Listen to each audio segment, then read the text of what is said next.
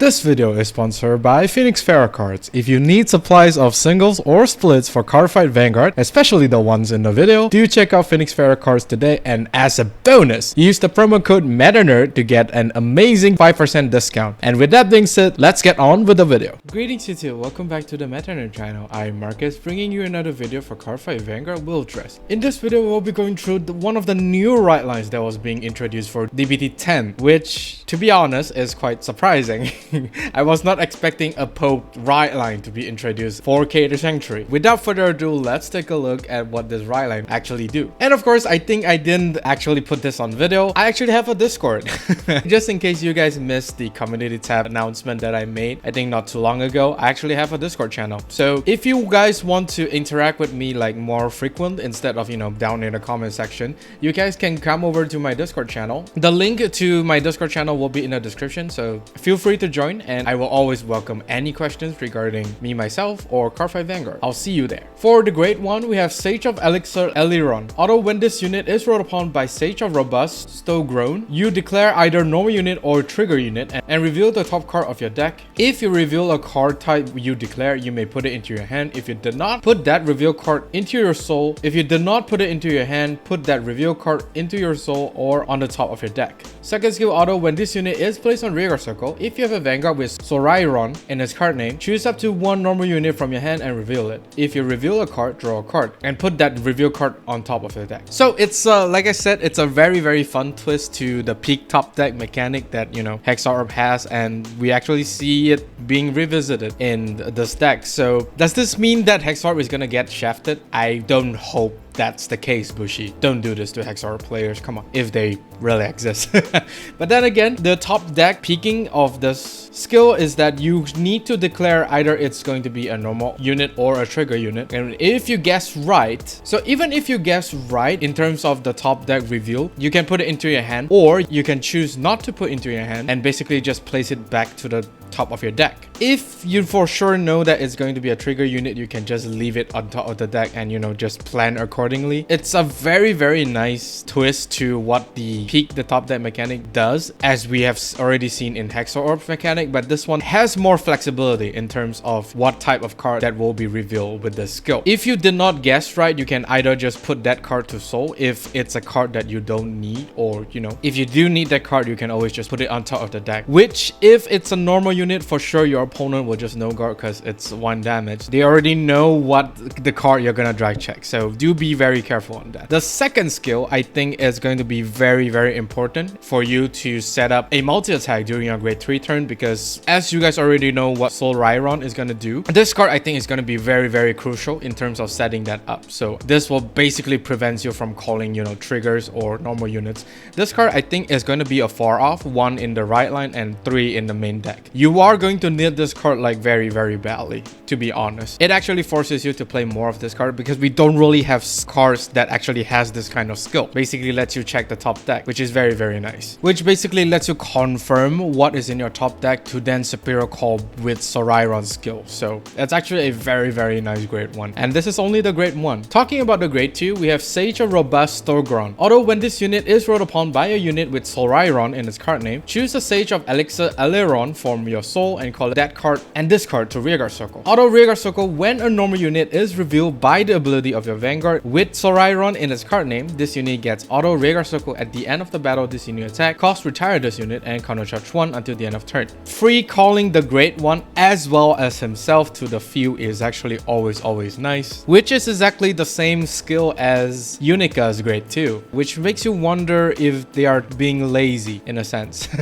I hope that's not the case, Bushi. It's just so happened that these two grade 2 and grade 1s are really good for Solrairon, so it's actually very nice that they are providing the grade 2 and the grade 1 Rideline with more utility instead of just being the Rideline. The second skill gives you a counter charge, which is always good. Any form of counter charge is always good. Just probably don't make it too complicated to get a counter charge, Bushi. I think the more important aspect of this card is that it's called the grade 1, which basically guarantees like the multi-attack of Solrairon for that turn, which is actually very nice. And what's more, I think this card is also a decent attacker to be played, because since you know, he is a counter charge and you do retire. Now, don't think of this retire as something negative, because you are going to call on top of rearguards anyway with Solrairon skills. The retire part doesn't really hinder you as much, because you're just going to call on top of units anyway. So why not just get value out of them so that it's not really a minus. Plus, it's a counter charge. What's not to like? Very nice grade 2. And for the boss unit, Great Sage of Heavenly Law Solrairon. Auto Vanguard Circle at the beginning of your battle phase, cost Soul Blast 1. You declare either normal unit or trigger unit and reveal the top card of your deck. If you reveal a card type you declare, this unit gets a continuous Vanguard Circle. All of your units get power plus 5k until the end of turn. Second skill, Auto Vanguard Circle. When this unit attacks a Vanguard, cost Counter Blast 1. Look at 2 cards from the top of your deck, choose a card from among them, call it to Rearguard Circle or discard it, and put the rest on the top or the bottom of the deck. So I guess you can kind of see like why I say the grade 1 is very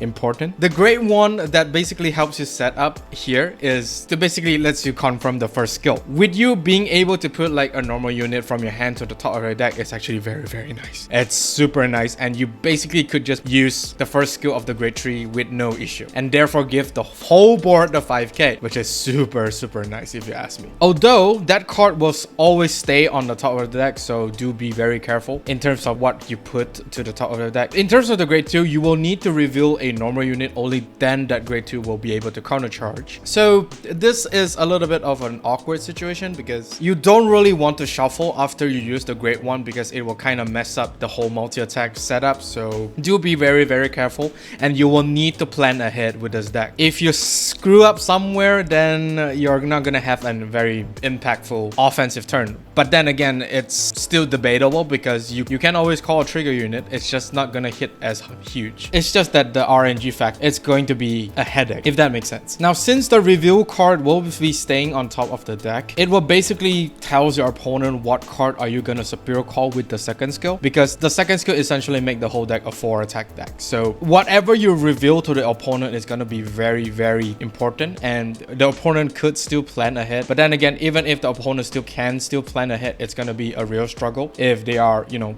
getting pressured really hard early on. The whole deck could attack at the minimum 4 times, but it could actually go up to 5 if you decided to put Alden, as well as one of the most expensive Keter Sanctuary cards that I see, on top of the deck. These 2 cards could actually force you to call out another card to basically just attack. I mean, what's not to like? 5 attacks, very decent. But then again, of course, there's still the consistency to think about. Although Alden here costs 2 counter blasts and you need to call a grade 3, only then you're able to draw 2. Whereas Carberry here, you check the top 3. So it's basically, which version do you prefer? Do you prefer a slightly heavier cost for a confirmed rearguard attack, or you basically just want to play with RNG? That's basically up to you. But then again, 5 attacks is definitely possible with this deck. And what's more, anything that was superior call during the battle phase is still gonna get the 5k from the first skill of Solrairon. So very nice. So since you are looking at top 2 and superior call 1, if the other card is a trigger unit, you can always just put it at the top of the deck, which will basically confirms what the one of your drive check is, which is going to be super disgusting if you ask me. So with that flexibility of putting on top of the bottom, it's just going to increase your trigger check really significantly if you ask me. So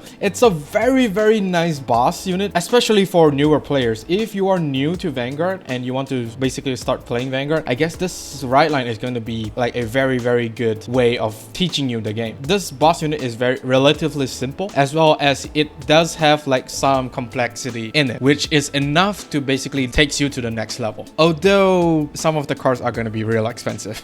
There is actually another card that was introduced alongside the whole Rideline, which I think is going to be the stapler card for this whole deck, and that is Dependable Pierce Dragon, a grade 3 dragon. Although when this unit is placed on Rearguard Circle, if you have a Vanguard with Solrairon in this card name, choose up to 1 normal unit from your hand and reveal it. If you reveal a card, draw a card and put that reveal card on top of your deck. Second skill, auto Rearguard once per turn. When a normal unit is revealed by the ability of your Vanguard with Solrairon in its card name, this unit gets auto Rearguard Circle. When this unit attacks, you may have this unit gets 5k power until the end of turn. If you do, put this unit into the soul at the end of that battle until the end of turn. Basically, the whole deck wants you to reveal a normal unit with Solrairon first skill, just so that you're able to activate the grade 2 as well as this unit's skill, which is going to be one of the most important consistency unit to get the full skill of Solrairon, other than the grade 1 of the Rideline. This card as well as the Great One is going to be instant 4 off of the deck because they just brings a lot of value into Solrairon that it's going to be a headache if you don't run them. The second skill there is basically for more power as well as more soul resources, because when you think about it, by the time you reach grade 3, you don't really have a lot of soul. One other card that you could help combat the soul issue is that you will need to run Drilling Angel, which is why they reprint the Drilling Angel.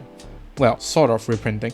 But in any case, this is going to be an 18k. If you factor in Solrairon's 5k power, he's going to be at 23, which is going to be very scary very quickly. Very, very nice attacker. And the fact that this also provides you soul, it's just too good for Solrairon. And that is all for this video. Do let me know down in the comment section of what do you think of Solrairon. This, I think, is going to be one of the most refreshing Rideline that we see. Although it does not bring anything new, but it's relatively simple and has a little bit of depth to it that you could never go wrong with this deck. It's very, very powerful. Do like and subscribe if you like this video. Of course, ring the bell notification icon so that you don't miss a video I upload. With that being said, I'll see you all on the field.